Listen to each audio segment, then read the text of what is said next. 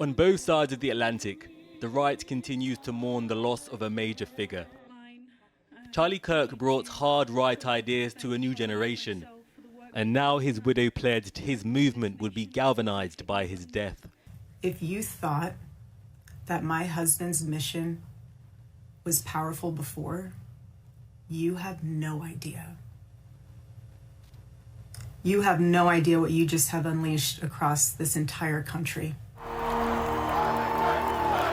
Charlie Kirk founded Turning Point, a right-wing movement that repurposed the influencer model. Turning Point hired young, telegenic influencers. Here's your daily freedom seed. But rather than promote cosmetic brands or diet teas, these young influencers were selling hard right ideology. Americans realize they cannot depend on the government for protection, and that our Constitution protects our right to defend ourselves in the face of evil. These are the freedom fighters of America. Charlie Kirk became influential and controversial, but ideas that dismissed racism and suggested gun killings were a necessary evil. I think it's worth to have a cost of, unfortunately, some gun deaths every single year, so that we can have the Second Amendment to protect our other God-given rights. The political influencer defended these ideas on campuses like Utah Valley University, where he was assassinated on Wednesday.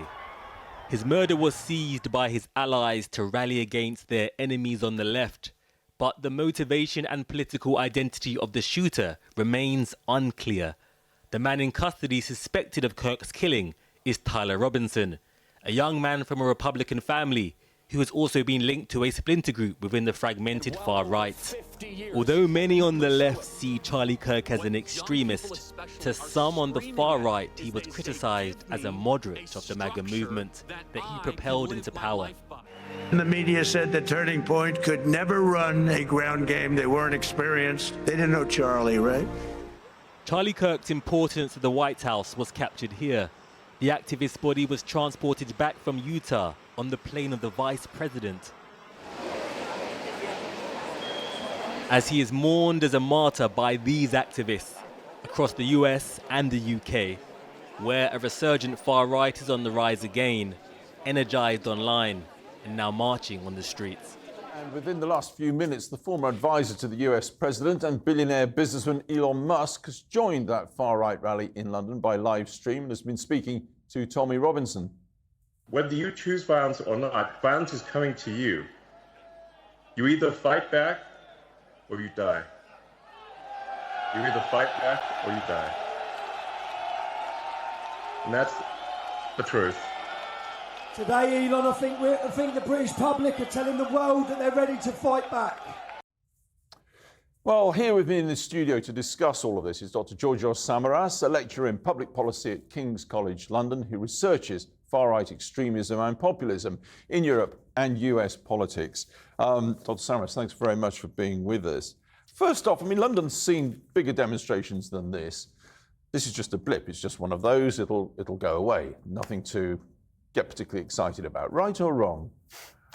I think that the fact that these people are allowed to roam free like that is quite scary because the messaging is quite aggressive and very racist.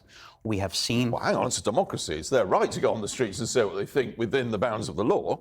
Yes, of course. The question is how acceptable some of these views are when they're targeting minorities, when they're targeting Muslims, black people, and technically they're introducing the right-wing narrative, which is technically far-right, for the exclusion of people that they don't seem to consider, as part of the society. A white Aryan nation right now that is being promoted is certainly a racist trope. Okay, a racist trope. They would vehemently deny that, of course, and there are laws in place to govern that. But they would also say, and I think their critics would say, the difference between a rally like this and other historically large rallies in London and protests is this seems to be working. The shift in the mainstream political arena is to the right on issues like immigration, which is at the centre of this. Of course. Migration is a top-down issue. When the state legislates against groups in society that have no policy-making powers, then the issue becomes normalized. If we look at Keir Starmer's approach towards migration, the Labour Party has done nothing to protect migration and, of course, present the actual statistics about migration. So we're seeing double standards here, where they are trying, of course, to somehow, deal with the far right, but at the same time, they're opening up to the far right. They're trying to normalize some of their ideas because they think that they're going to get those voters from Reform to vote for Labour. This is not going to happen. Or that things which were the preserve of the far right and sort of off-piste, as it were, to mainstream politics, are now increasingly being seen to be perceived as common sense by a wider electorate. Well, it's being seen as common sense because we're currently facing the neoliberalization of an economy that is collapsing. Nobody's concerned about the economy. Nobody's trying to actively fix the economy. When I said that it's a top-down I think the government would deny that. Of course they will deny that, but it's a top-down issue because right now it's a distraction.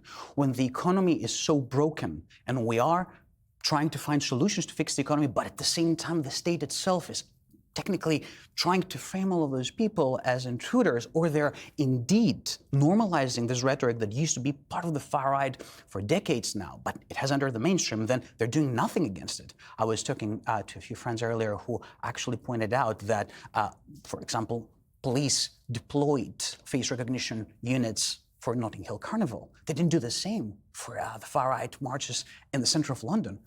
What is this? How are we going basically to understand that these views are not going to help anyone? They're going to spread chaos and violence, and the state must take a stance against this as soon as possible. And those views are there. They're out there. We've seen them on the streets today. Could what happened today in London have possibly happened without Trump in America? And I mean, from Trump being elected for a second time right through to the violent events, this week with Charlie Kirk. I don't think so, because MAGA is a concept. It's turning global, and with Make Britain Great Again, trying to imitate, copy some of these parts of rhetoric, because it's not really like a package of policies, it's just neo-fascist ideals. They have found the master enabler from the US, who is using his strong understanding of that far-right culture, and they're trying to import that from MAGA to turn it into a Make Britain Great Again concept. Georgios Samaras, thanks very much indeed for coming in. Appreciate it.